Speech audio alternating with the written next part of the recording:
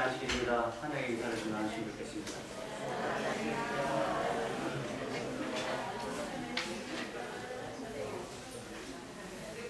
네, 우리 밴드를 통해서 우리 예배를 같이 드리고 계시는 분들이 있습니다. 제가 어느 분들이 참석하셨나 이렇게 봤더니 공광표 목사님, 문영순 사모님, 그 다음에 문희숙 사모님, 송지훈 형제, 안병산 집사님, 원동욱 형제, 그 다음에 임태훈, 그 다음에 최고은, 이렇게 가정들이 있습니다. 원준인의 가정도 함께 예배를 드리고 있습니다. 코로나 때문에 이렇게 함께 하지 못하지만 또 밴드로도 함께 예배를 드릴 수 있게 된 것에 대하여 하나님께 감사를 드립니다. 오늘 신영순 집사님의 차남, 이충구 집사님의 동생의 결혼식이 있습니다. 또 우리 신영순 집사님 차남이 교회를 다니고 있지 않기 때문에 조율하다가 어쩔 수 없이 안식일날 이렇게 날짜를 잡게 되었다 이렇게 말씀을 하셨어요. 상당히 미안해하셨습니다. 그러나 여러분 여러모로 축하를 좀 많이 해주시기 바랍니다. 이제 건축 표어를 함께 외치겠습니다. 제가 검은 글씨를 여러분들의 파란 글씨를 외치시기 바랍니다. 여호와 이레 하나님께서 준비하셨다. 연합하여 기도하자. 내년에는 새 성전에서 다시 한번 하십니다. 여호와 이레 하나님께서 준비하셨다. 연합하여 기도하자. 내년에는 새 성전에서. 네. 이게 내년에는 새 성전에서 우리가 상당히 많이 외쳤었는데 실제로 내년에는 새 성전에서 예배를 드릴 수 있을 것 같습니다. 네. 계속해서 기도해 주시기 바랍니다. 성전 건축 소식을 조금 전해드리면요, 수도가 연결이 되었습니다. 공사를 시작하기 전에 공사에 많은 물이 필요하기 때문에 수도를 먼저 연결하고 전기를 연결합니다. 수도가 상당히 빨리 연결이 되었습니다. 그리고 착공 서류가 어제 또는 늦어도 월요일에 다 들어간다고 합니다. 착공 서류가 상당히 오래 걸리죠. 특별히 우리 교회는 2층의 본당에 기둥이 없이 아주 넓은 공간이 세워지게 됩니다. 그곳에 안전관리 계획서라는 것이 들어가야지 착공 허가가 난다고 해요. 근데 그 안전관리 계획서를 하는데 열흘이 걸린다고 합니다. 그래서 아마 시간이 이렇게 좀 많이 걸릴 것 같습니다. 그러나 차근차근 되어져가고 있고요. 늦어도 월요일이면 그것들이 다 들어가고 또 착공 서류가 다 들어가고 난 다음에도 한 일주일가량의 시간이 또 관공서에서 그것을 검토하는 데 시간이 걸린다고 합니다. 참 시간이 더디게 가는 것에 대하여 우리는 좀 속이 타고 기다리는 게 좀 힘든 그러한 입장입니다. 그러나 또 하나하나 되어가고 있음을 여러분 기억하시고요. 월요일에 이제 우리 새 성전 터에 컨테이너 박스를 가져다 놓게 되고 그 다음에 울타리 공사도 시작이 된다고 합니다. 하나씩 되어가죠. 여러분 계속해서 기도해 주시기 바랍니다. 건축을 위해서 여러분들이 정하신 헌금도 드리시고 또 정하지 않았던 그러나 하나님께 드리기 원해서 드리는 헌금들도 계속해서 드리고 있습니다. 하나님께 드리는 여러분들의 헌금이 하나님께 귀히 받아들여지고 또 여러분에게 하나님께서 귀한 축복으로 다시 은혜를 주시기를 간절히 바랍니다. 데살로니가전서 4장 5절에 있는 말씀을 다시 한번 읽도록 하겠습니다. 함께 읽겠습니다. 시작. 하나님을 모르는 이방인과 같이 세욕을 따르지 말고. 우리는 데살로니가전서 4장 3절로 8절에 있는 말씀을 가지고 여러 시간 은혜를 나누고 있습니다. 우리는 이 말씀을 나누면서 세 가지 질문을 먼저 던지고 그 답을 찾아가는 방식으로 말씀을 연구하고 있어요. 그러면서 이 말씀을 통해서 주시는 하나님의 뜻이 무엇인가 우리가 좀 알아가고 있습니다. 먼저 세 가지 질문을 다시 한번 좀 살펴보면요. 첫 번째 질문은 What? 무엇에 관한 질문이에요. 하나님의 명령은 무엇입니까? 라는 것을 우리가 이 공부의 가장 첫째 시간에 배웠습니다. 하나님의 명령은 무엇이었습니까? 거룩하라는 거죠. 거룩하라. 하나님께서 거룩하신 하나님이신 것처럼 하나님의 백성인 우리도 거룩하라라고 하나님께서 우리에게 명령하십니다. 두 번째 명령은 무엇에 관한 것입니까? how, 어떻게 관한 질문입니다. 어떻게 그 하나님의 명령에 순종할 수 있을까라고 하는 것이 우리의 두 번째 질문이었습니다. 그리고 세 번째 질문은 why, 왜에 관한 질문입니다. 왜 그 하나님의 명령에 순종해야 합니까? 라는 것이 우리의 질문입니다. 아직 살펴보지 않았고요. 오늘은 지난 시간에 이어서 어떻게 그 하나님의 명령에 순종할 수 있습니까? 라는 것을 두 번째로 좀 살펴보도록 하겠습니다. 우리를 향한 하나님의 명령은 우리의 거룩입니다. 하나님은 우리 보고 거룩하라라고 말씀하셨습니다. 그런데 우리가 어떻게 하나님의 명령에 그 거룩하라라고 하는 명령에 순종할 수 있을까? 우선 지난 시간에 나눈 말씀을 조금 복습해보면요. 질문이 이렇습니다. 우리에게 거룩하라고 명령하시는 그 하나님의 명령에 우리는 어떻게 순종할 수 있는가? 첫 번째 원리를 여러분 혹시 기억하십니까? 첫 번째는 당신의 몸이 당신을 지배하지 못하게 하라라는 것이었습니다. 그러면서 우리는 어떻게 우리의 몸이 우리를 지배하지 못하게 하는지에 대해서도 배웠어요. 우리의 몸이 우리를 지배하지 못하도록 하기 위해서 우리가 먼저 기억해야 될 것은 첫 번째 빨간 글씨 무엇입니까? 나는 내 것이 아니라 값으로 산 것이 되었으며 내 혼과 내 영과 내 몸은 하나님의 것이 되었어요. 하나님의 것이기 때문에 내가 내 마음대로 하지 않는다라는 것이 첫 번째 원칙입니다. 두 번째 원칙은 무엇입니까? 성령을 따라 행하라. 당신의 몸이 당신을 지배하지 못하게 하는 두 번째 원리는 성령을 따라 행하라. 몸의 욕구대로, 몸의 정욕대로 따라 행하지 말고 성령 하나님께서 인도하시는 대로 따라가라 라고 하는 것입니다. 어떻게 성령 하나님의 뜻을 알 수 있는가? 하나님께서 성령을 통하여 우리의 양심에 말씀하실 때도 있고 가장 강력하게 가장 확실하게 우리에게 말씀하실 때는 무엇을 통하여 말씀하십니까? 성경 말씀을 통하여 우리에게 말씀하십니다. 성경 말씀은 하나님의 뜻이고 예수님의 뜻이고 성령 하나님의 뜻입니다. 그래서 우리가 성령 하나님의 뜻, 성령을 따라 행하기 위해서 알고 싶은 성령 하나님의 뜻은 말씀을 읽음으로써 우리가 알 수 있다는 것을 여러분 기억하시기 바랍니다. 그래서 이렇게 지난 시간을 좀 정리하면요, 우리에게 거룩하라고 명령하시는 그 하나님의 명령에 우리는 어떻게 순종할 수 있는가? 당신의 몸이 당신을 지배하지 못하게 하라 라고 하는 것이 첫 번째였습니다. 두 번째, 오늘 우리가 함께 배우는 것입니다. 녹색 글씨 함께 읽겠습니다. 시작.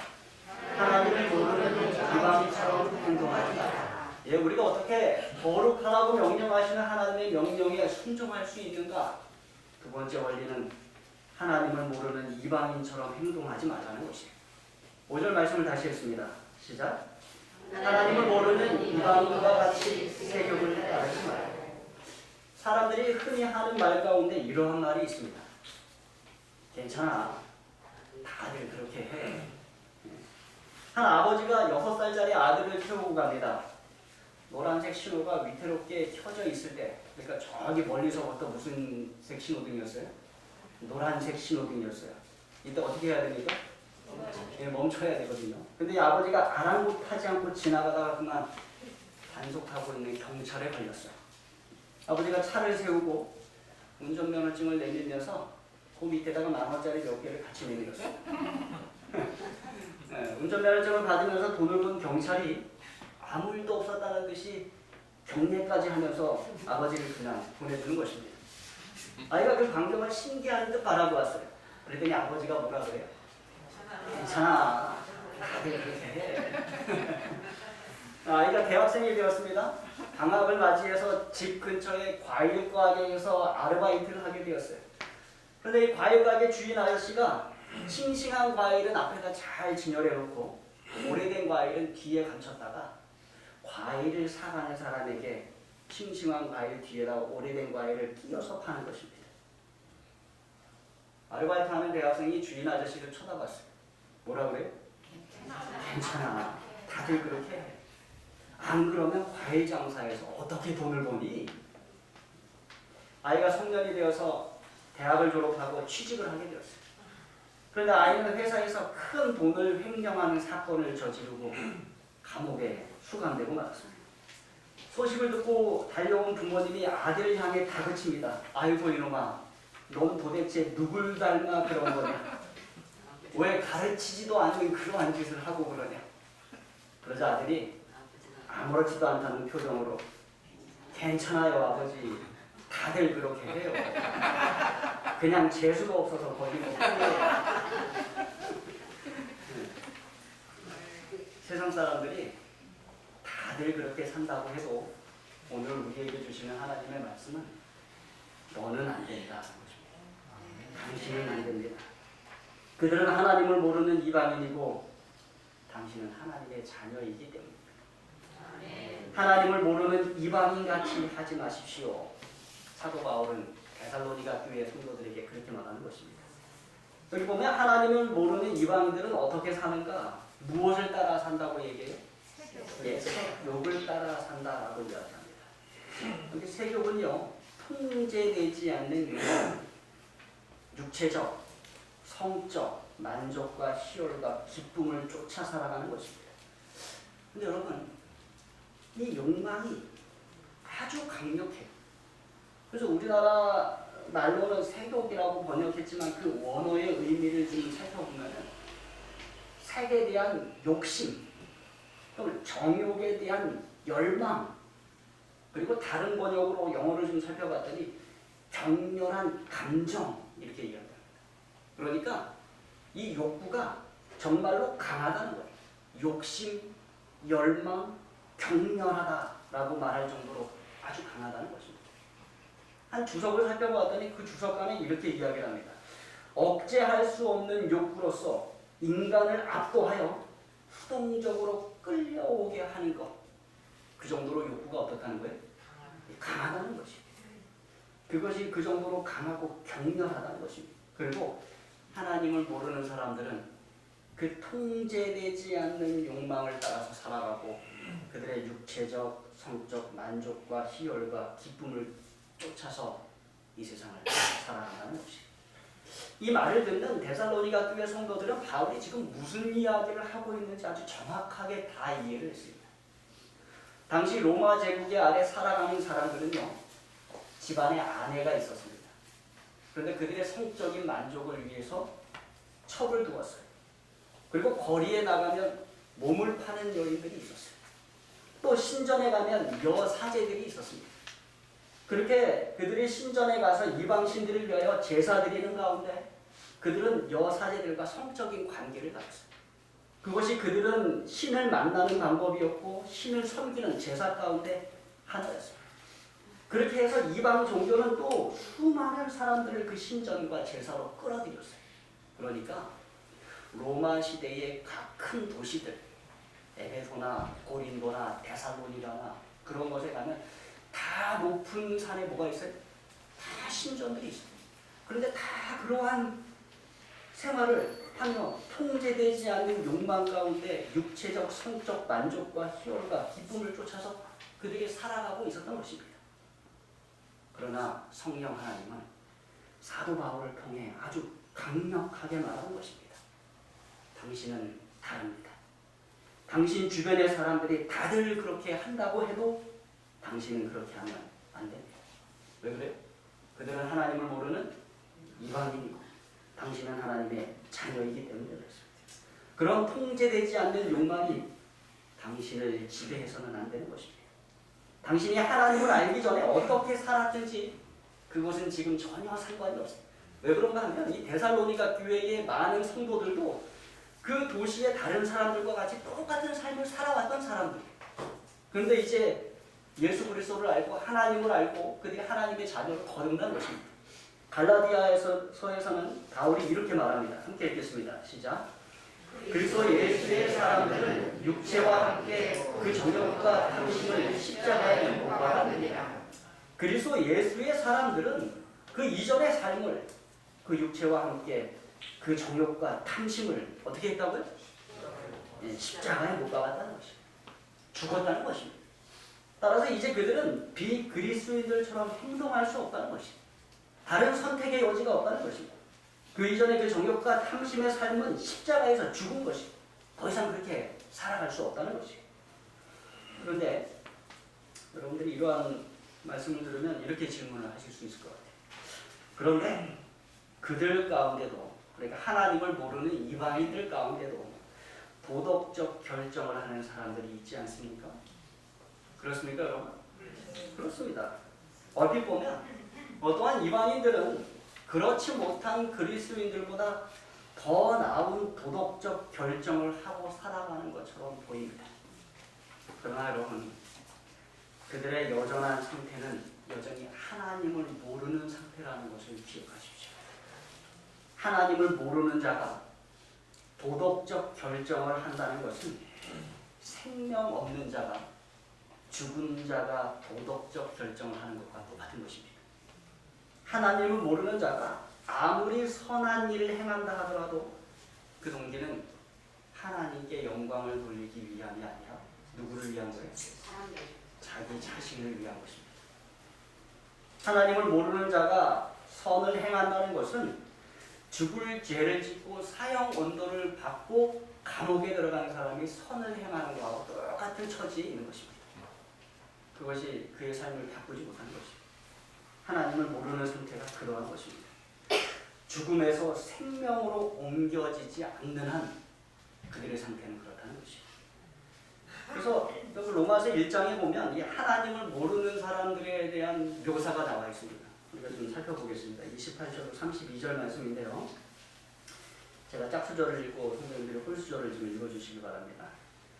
또한 그들이 마음에 하나님 두기를 싫어하며 하나님께서 그들을 그 상실한 마음대로 내버려 두사 합당하지 못한 일을 하게 하셨으니 모든 그의 주와 가족 아내가 자격한 자요 시기 살인 분쟁 사기 악독에 가득한 자요 수수한 자요 비방하는 자요 하나님께서 미워하시는 자요 능욕하는 자요 교만한 자요 자랑하는 자요 악을 도모하는 자요 부모를 거역하는 자요 우매하는 자요 대악하는 자요 무정하는 자요 무자하는 자요 32절 시작.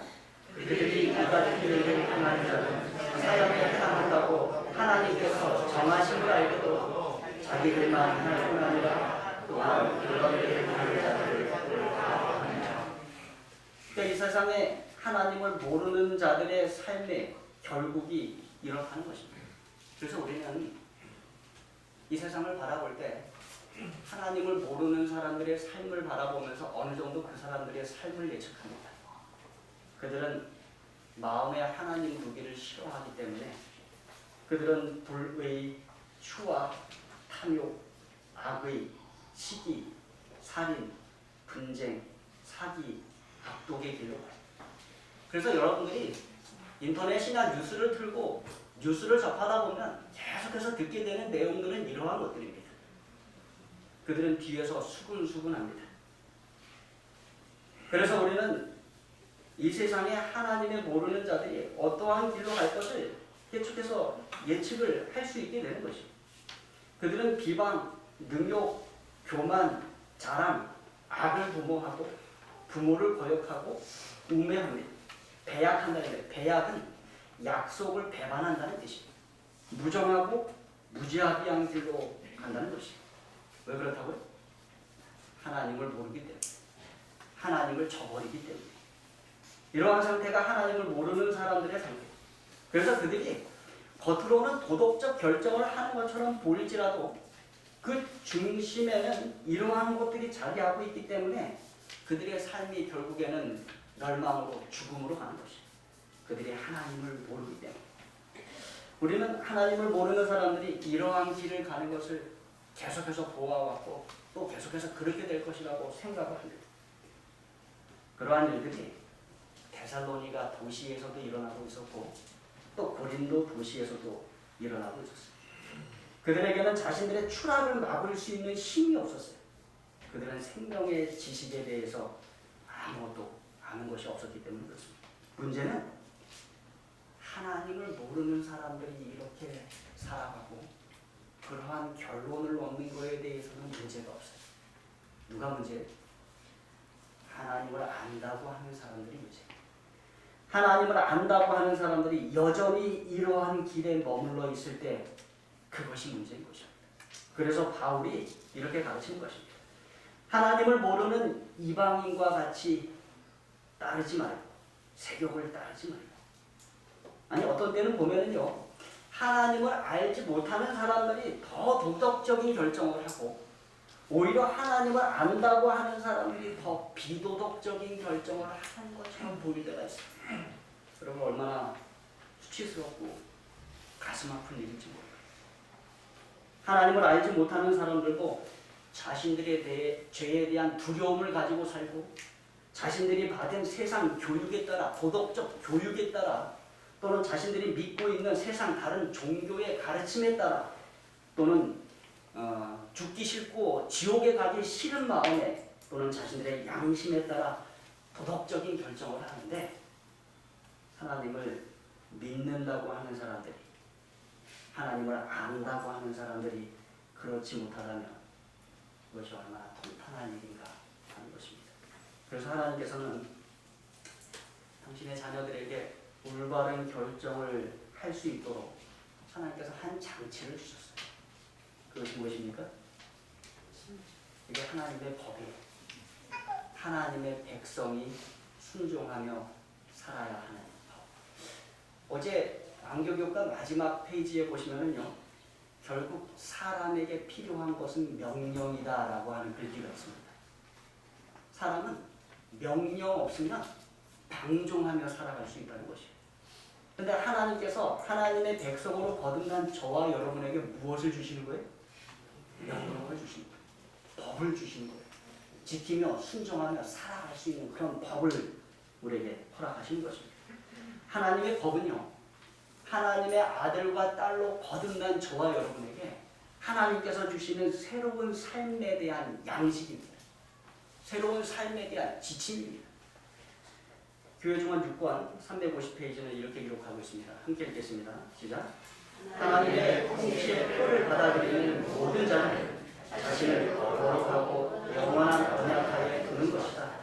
그는 자신을 우리 하나하나가 약속으로 된 순종의 황금 사슬에 단단히 믿는다. 여러분, 우리가 하나님의 자녀가 된다는 것은 하나님의 통치의 표를 받아들인다는 것은 나 자신을 어디에 두는 것이라고요? 거룩하고 영원한 언약 아래에 두는 것이라는 것입니다. 하나님과 저 사이에, 하나님과 우리 사이에 그 거룩한 언약이 있는데 그것은 하나님의 법이 있습니다.